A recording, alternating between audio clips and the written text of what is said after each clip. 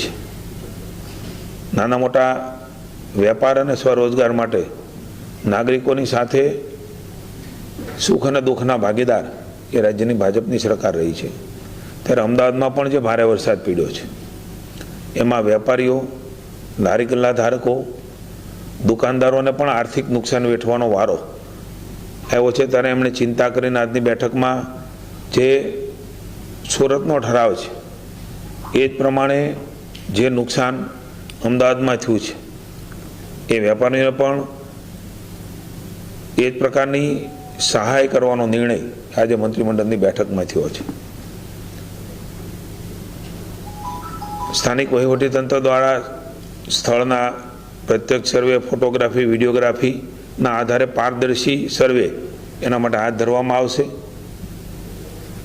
પુનઃ વેપારીઓ આત્મવિશ્વાસ પ્રાપ્ત થાય, કારણ કે અમદાવાદ એ ગુજરાતનું આર્થિક હૃદય છે। સૌ સાથે મળીને પુનઃ એનો આત્મવિશ્વાસ પ્રાપ્ત થાય ને પુનઃ એનો ધંધો ધબધબતો થાય એમના માટેની આપણા સૌની સહિયારી જવાબદારી છે એવું માની મુખ્યમંત્રી શ્રી માનીને આ પ્રકારની ધારાધોરણ પ્રમાણે સહાય આપવાનો નિર્ણય એ કેબિનેટમાં થયો છે। આપણે સૌ જાણીએ છીએ કે ઉર્જા વિભાગ એ અતિ મહત્વનું વિભાગ છે। માની ઋષિભાઈ અને રાજ્યમંત્રી ભાઈ શ્રી કૌશિકભાઈ એ મંત્રી તરીકે ફરજ બજાવી રહ્યા છે।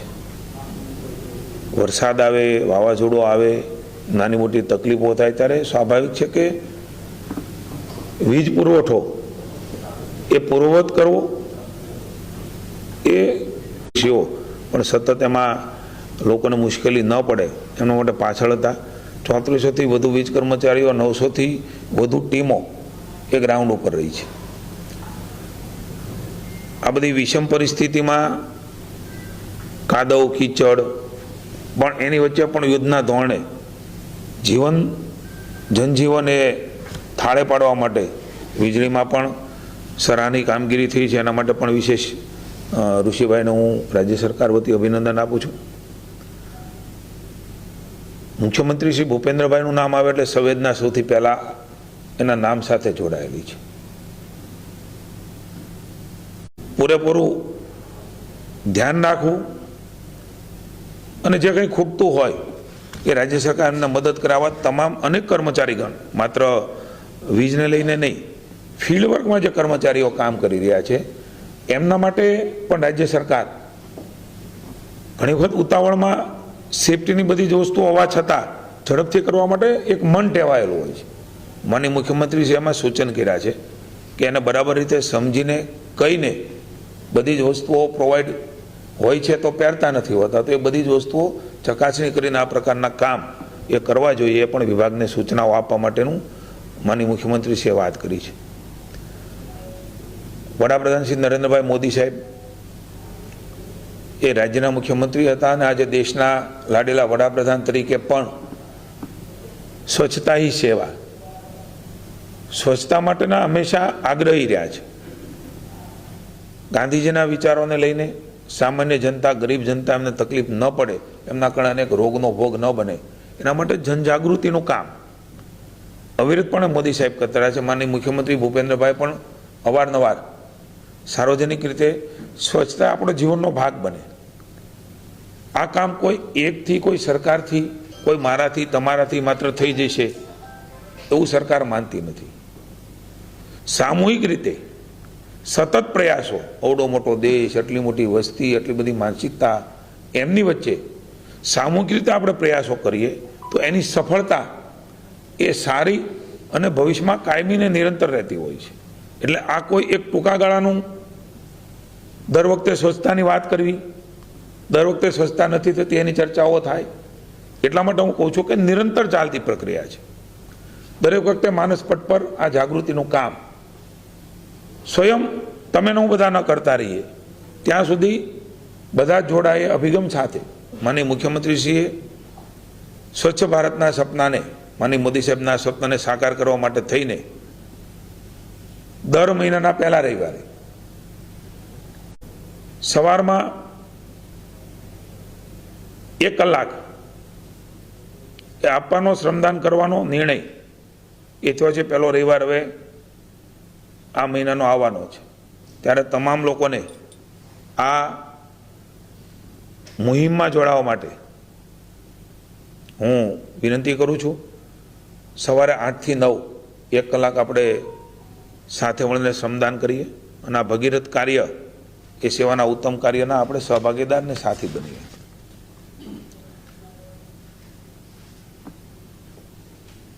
અતિ મહત્વનો અને લાંબા ગાળાનો રાજ્ય સરકારે નિર્ણય લીધો છે.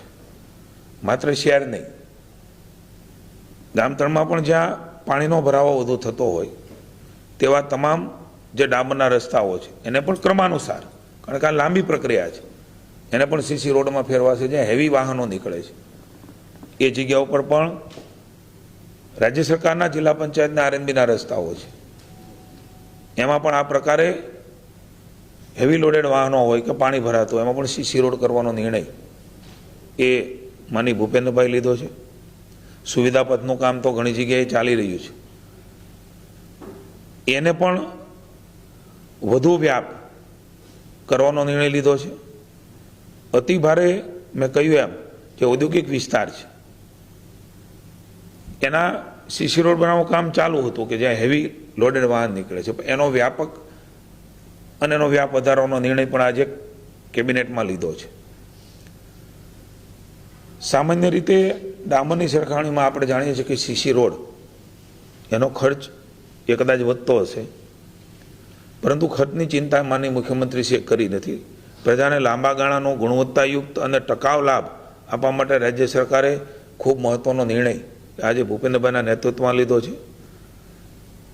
સીસી રોડ બનવાથી આપણે સૌ જાણીએ છીએ કે એની મજબૂતાઈ અને લાંબુ આયુષ્ય હોય છે. ભારે ટ્રાફિક માટે પણ સાનુકૂળ છે, મરામત ખર્ચ પણ ઓછો આવે છે, ખાડા મુક્ત સપાટી એનાથી બને છે અને જળભરાવની સામે સ્થિરતા એ પણ એમાં રહેતી હોય છે. એક મહત્વનો નિર્ણય એ રાજ્યમાં ભૂપેન્દ્રભાઈના નેતૃત્વમાં આજે મંત્રીમંડળે લીધો છે. Thank you.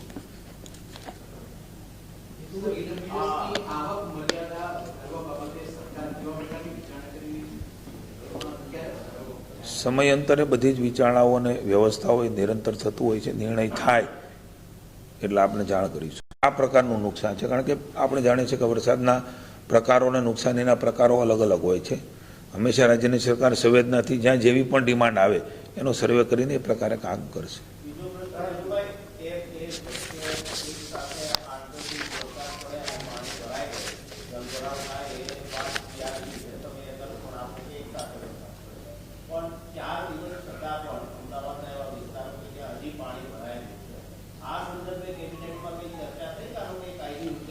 મને એવું લાગે છે કે આપના માધ્યમ દ્વારા જ મેં જોયું હતું કે મુખ્યમંત્રીશ્રીએ એ ઉચ્ચસ્તરીય બેઠક અમદાવાદમાં લીધી. ખુદ મુખ્યમંત્રીશ્રી, ખુદ અમારા પ્રદેશ અધ્યક્ષશ્રી, અમારા પાર્ટીના આગેવાનો એ ખુદ આ પાણીમાં ગયા છે ને એમણે એની સમીક્ષા કરી છે. એનો કાયમી ઉકેલ શું હોઈ શકે ને તત્કાલ શું નિર્ણય કરી શકાય.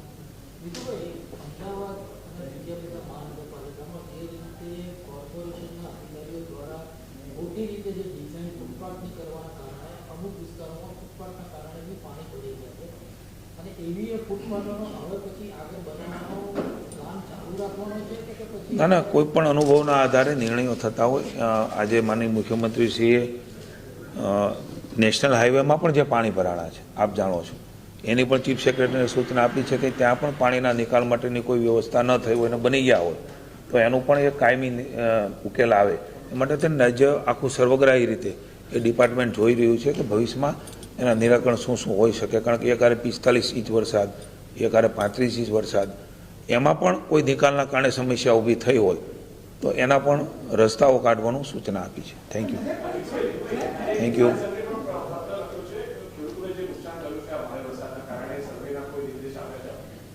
શું મેં હમણાં જ મારી વાતમાં કહ્યું કે તમામ બાબતો માટે રાજ્ય સરકાર એ ખૂબ સંવેદનશીલ છે.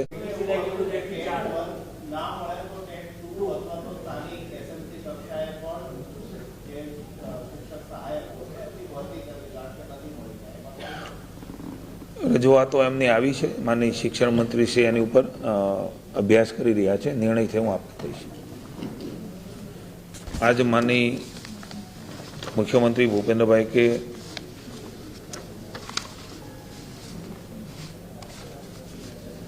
नेतृत्व में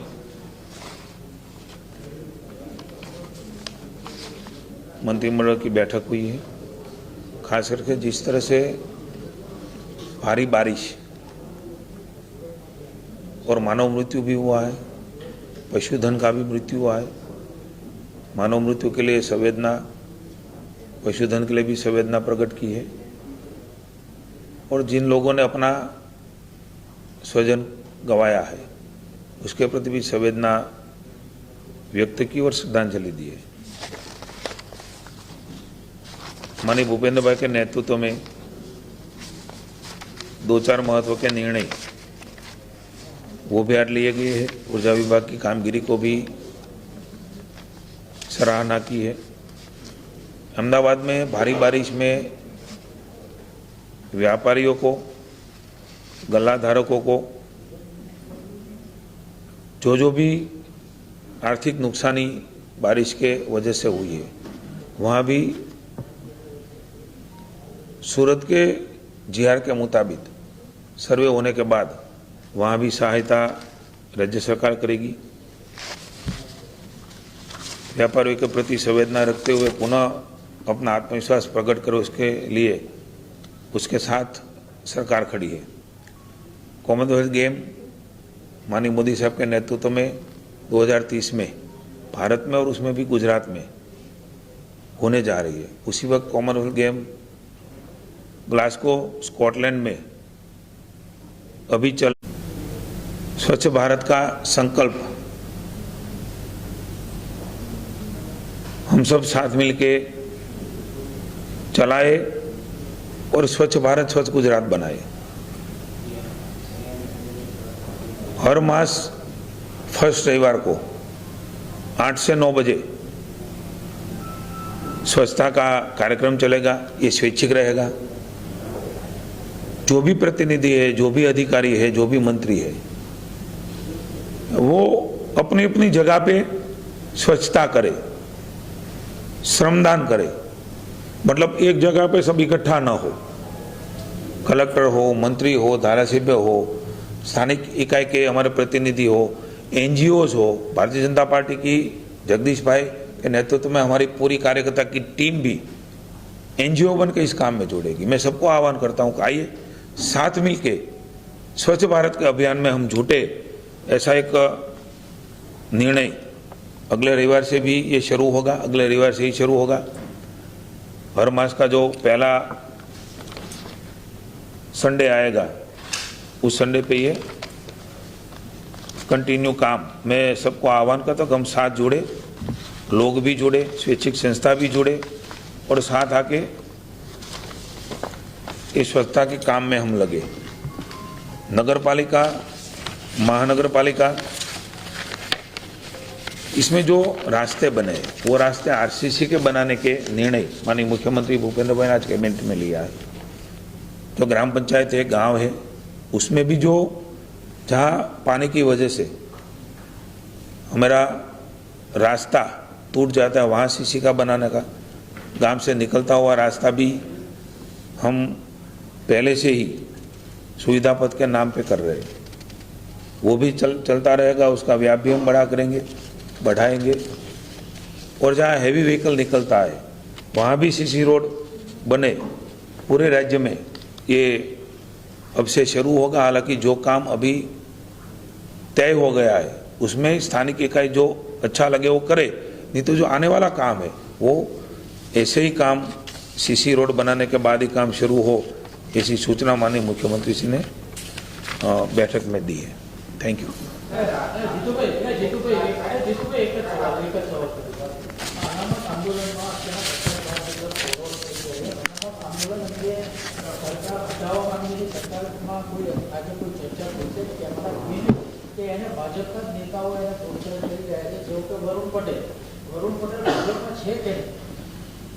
બંધારણ બધા માટે લાગુ પડતું હોય છે ને। બંધારણથી ઉપર ન તો સરકાર છે, ન તો તમે છો, ન તો હું છે। બંધારણના જે કાંઈ જોગવાઈ છે બંધારણને જાળવી રાખવાની જવાબદારી આપણે સૌની સામૂહિક છે, રાજ્ય સરકારની છે પણ સમાજની પણ છે। થેન્ક